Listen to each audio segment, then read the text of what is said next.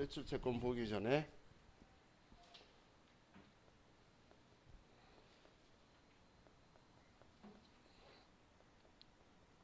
자, 일반적인 상거래에 대한 개념 다시 한번 더 생각을 해볼게요. 자, 우리 회계상의 일반적인 상거래라는 건 간단하게 표현하면 얘는 매입과 매출을 이야기하는 거예요. 매입과 매출. 근데 여기에 매입은 재고 자산의 매입을 이야기하는 거고, 매출은 영업 수익을 이야기를 하는 거예요. 영업 수익. 자, 우리가 매입이다, 매출이다라고 표현하는 건, 자, 지금 우리 학원이 사용하던 컴퓨터를 팔고 돈 받으면서 매출이라는 건 여러분 생각해도 말도 안 되는 이야기죠. 근데 우리가 우리 학원이 수강료를 받아서 매출이라고 말하면 그거는 그냥 맞는 이야기 같잖아요. 한마디로 설립한 목적대로 우리가 하는 게 매출이다라고 하는 거예요. 자, 그럼 우리 상기업인 도소매업에서는 매입이라고 표현할 게 상품이라는 재고 자산을 쓰고, 그리고 매출이라고 할 때는 상품 매출이라는 걸 주로 표현을 할 거예요. 또 제조업에서는 원재료라는 원료 재료의 합성어를 계정 과목으로 쓰고, 그리고 제품 매출이라는 계정 과목을 쓸 거예요. 제품도 재고 자산이에요. 제품도 우리가 만들면 제품인 거고 완성품 사오면 상품인 거예요. 둘 다 특징은 팔려고 가지고 있는 건데 내가 만든 거냐 안 만든 거냐. 그럼 지금 여기에 매출이라는 건 수익을 이야기하는 거예요. 그래서 수익이라는 건 내 자산의 원가에다가 이익이 더해진 게 수익인 거예요. 그죠? 원가에 팔진 않을 거잖아요. 그럼 우리가 이렇게 매출을 하고 나서 돈을 상대방한테 받아야 되겠죠. 어떻게든 내가 뭔가를 돈을 빌려줬던 물건을 팔았던 어떻든 간에 내가 돈 받을 수 있는 권리를 우리는 채권이라고 하는 거예요. 채권은 돈 받을 수 있는 권리고 이 채권은 자산이에요. 돈 받을 수 있는 권리는 자산이다라고 보시면 돼요. 채권이 자산 생각 안 드시는 분은 채무는 부채다는 생각 잘 들 거예요. 그럼 이제 반대니까 얘는 자산이구나 이렇게 생각하시면 돼요. 그럼 이 채권이 발생한 게 매출로 인해서 발생한다면 이걸 매출 채권이라고 그래요. 이 매출이라든지 혹은 영업수익이니까 400번대인 우리 뭐 부동산 그 임대료 받은 수입 임대료라든지 이것도 매출로 400번대로 잡아줬으면 전부 다 그냥 월세 못 받으면 매출 채권으로 만들어 줄 거예요. 그러니 매출 채권 계정 과목이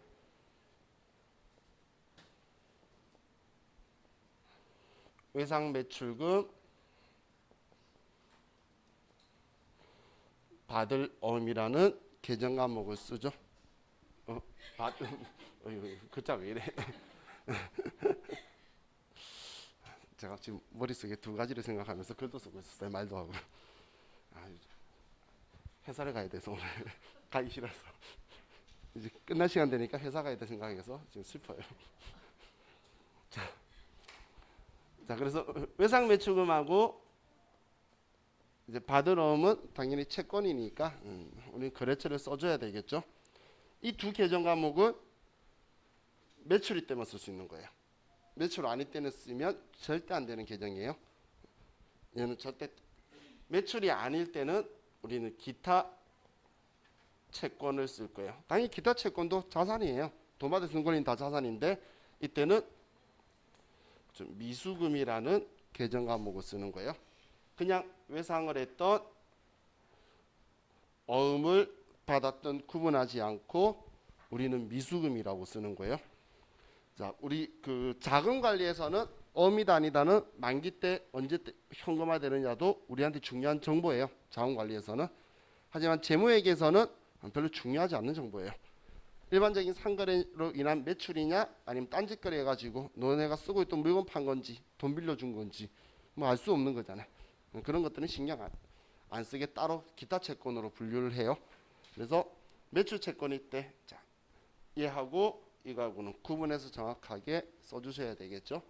그럼 뭐 똑같은 상황에 반대되는 개정도 보면 우리가 돈을 상환해야 될 의무를 채무라고 할 거고 이 채무가 이 매입으로 인해서 발생한다면 매입 채무가 될 거고 이 매입 채무 개정에는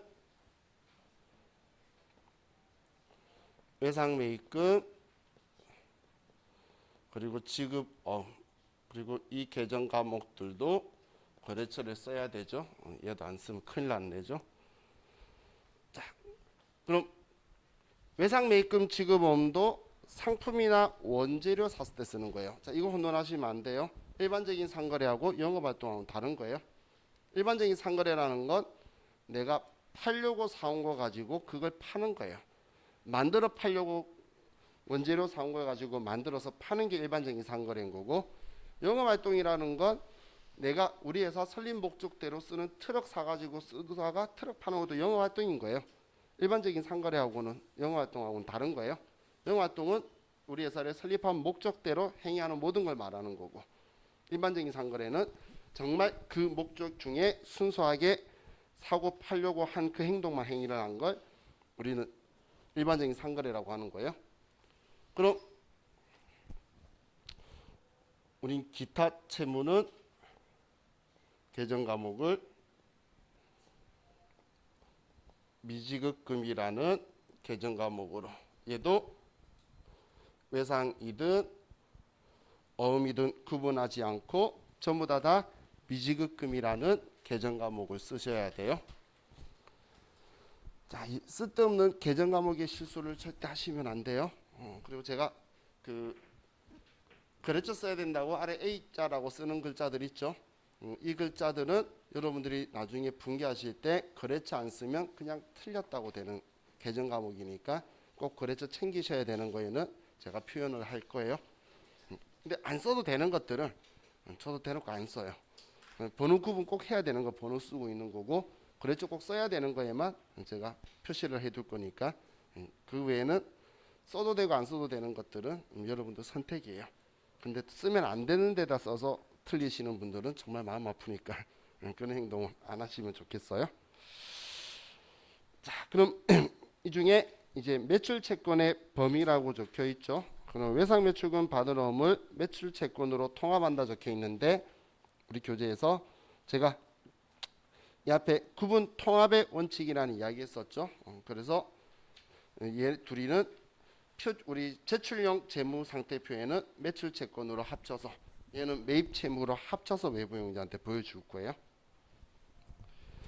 자, 그럼 이제 매출 채권의 대손과 대손 충당금이 적혀 있는데 자, 매출 채권 대손은 내일 저와 같이 보고 36페이지에 가서 매출 채권의 처분이라는 거 좀 봅시다.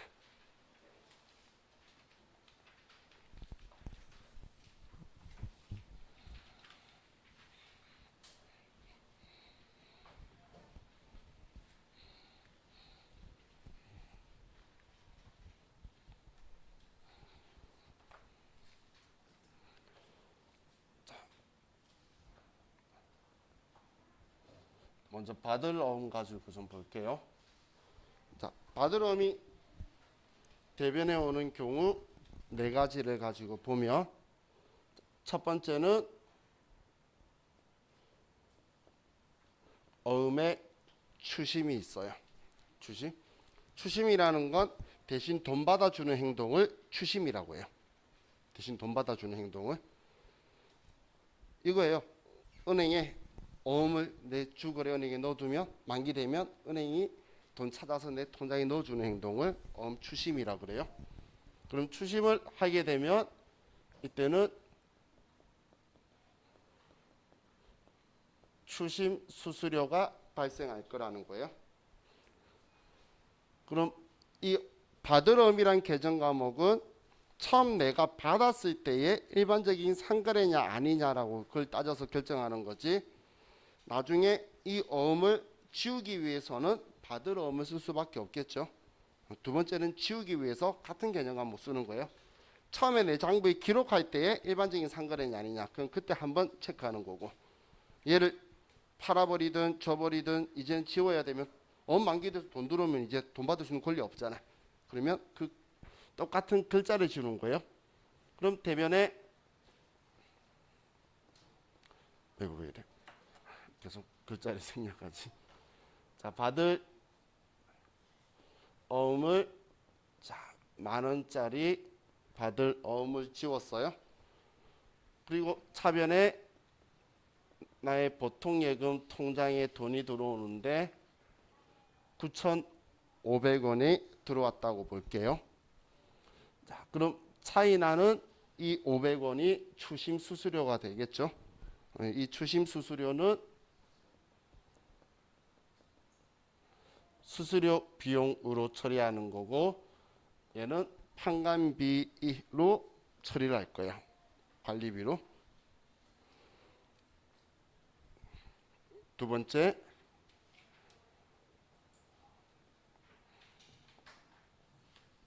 자, 어음에 할인을 할 건데, 어음의 할인에는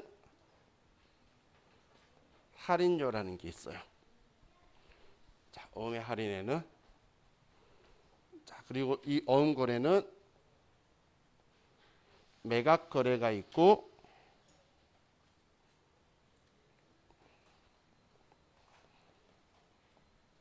차입 거래가 있어요. 매각 거래와 차입 거래가.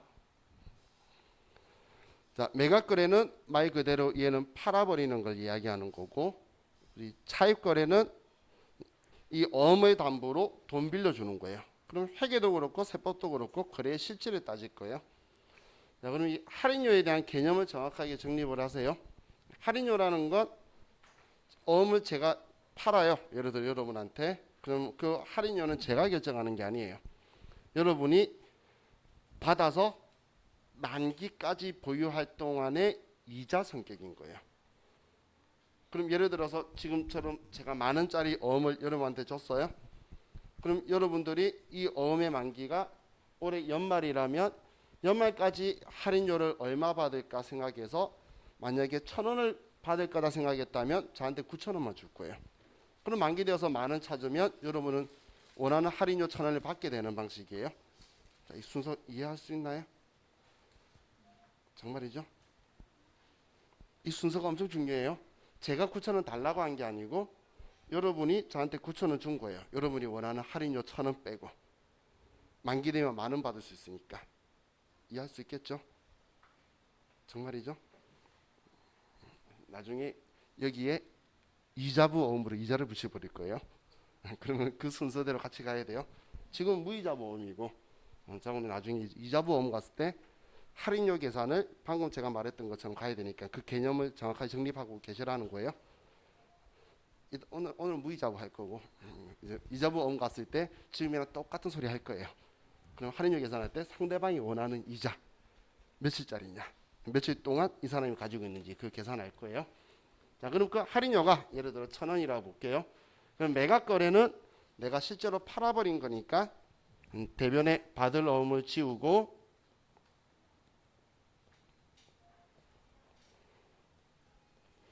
그리고 차변에 돈을 받는데 상대방이 나한테 9,000원만 줘서 9,000원밖에 못 받은 거예요. 그럼 차이 나는 이 1,000원을 매출 채권 처분 손실이라는 계정 과목으로 쓸 거예요. 그럼 차입 거래는 거래 실질은 돈 빌린 거죠. 그래서 대변에 단기 차입금이라고 쓸 거예요.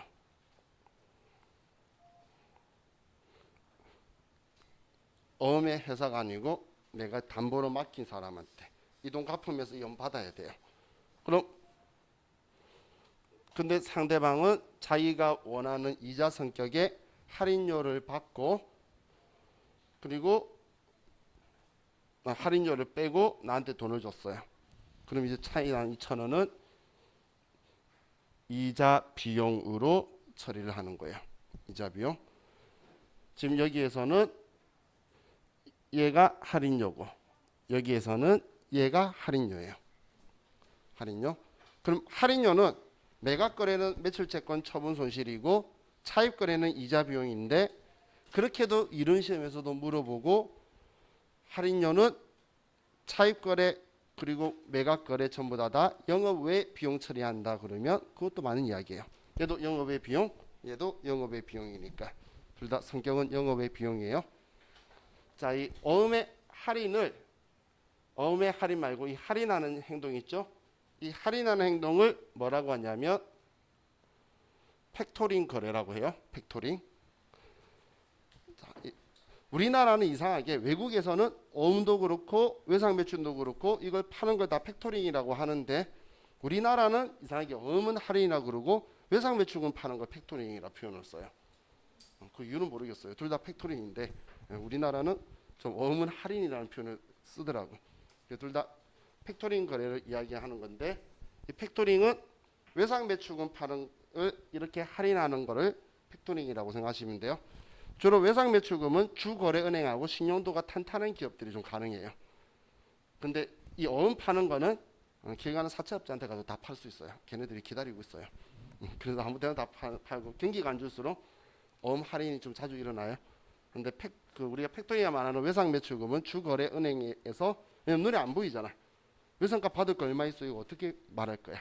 근데 그걸 이제 주거래은행에서 받아주면 여기에 외상 매출금이라는 계정 항목만 들어가면 되는 거예요. 똑같이 매출채권 처분 손실이 되는 거예요. 자, 다음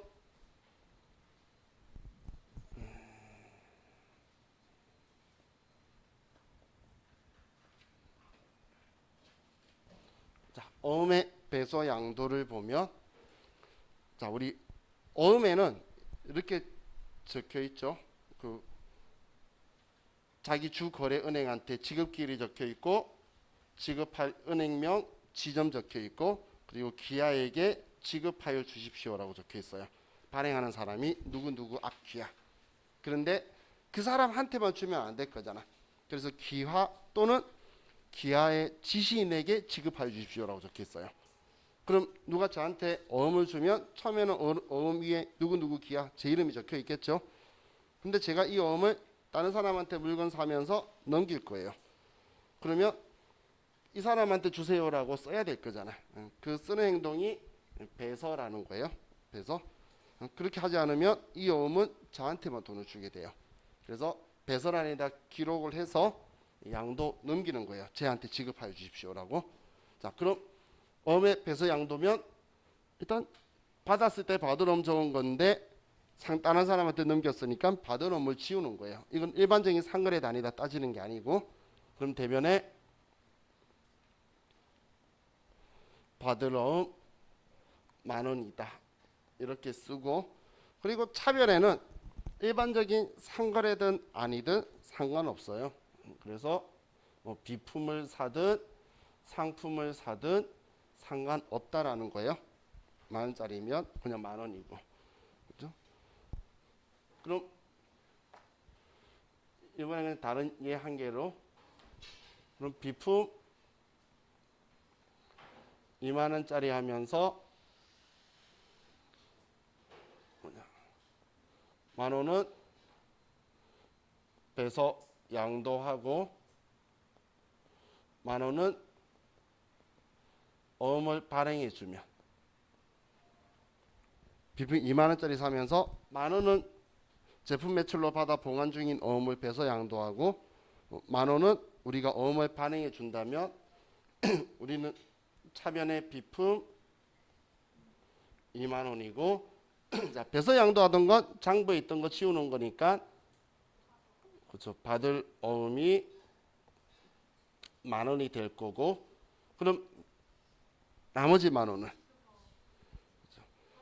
그렇죠. 이때는 일반적인 상거래냐 아니냐 이거 꼭 따져야 되겠죠. 지금 이거는 지우는 거니까 적혀 있던 거 쓴 거고 이번에는 내가 어음 발행하는 거니까 장부에 처음 기록하는 거예요. 일반적인 상거래 아니니까 미지급금이다라고 해서 어느 회사에 돈 줘야 된다 이렇게 써줘야 되겠죠. 그래서 일반적인 상거래다 아니다를 여러분들이 정확하게 체크를 내가 발행하거나 처음 받을 때만 하는 거예요. 발행하거나 처음 받았을 때만. 자, 그리고 이제 오늘 마지막으로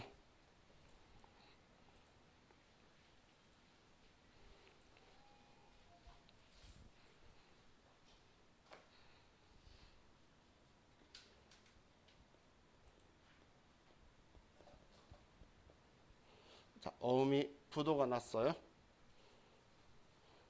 그럼 어음이 부도가 났으면 바로 대손 처리하는 게 아니에요. 뭐 파산 나거나 한 거는 그냥 바로 못 받으니까 대손 처리하는 건데, 부도가 나면 남아 있는 잔여 재산으로 청구권을 다 행사하고 그리고 나서도 못 받는 부분을 대손 처리할 거예요. 그래서 우리는 받을 어음은 매출 채권인데 상대방이 부도가 나서 못 받게 되면 이렇게 지우고, 그럼 얘는 매출 채권이니까 당좌 자산이던 걸 우리는 기타 비유동 자산인 부도음과 수표 계정 과목으로 처리를 할 거고, 여기에도 거래처를 꼭 써주셔야 돼요. 부도음과 수표로 쓰고 거래처를 꼭 써주셔야 돼요. 그럼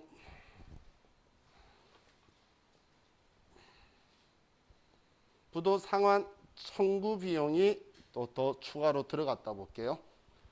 우리 부도가 나면 당연히 압류 놓고 상환 청구 비용이 들겠죠. 그 쉬워요. 은행에 이야기하면 은행에서 해줘요. 은행은 용역 장사죠. 수수료 장사. 그래서 그거 다 해줘요.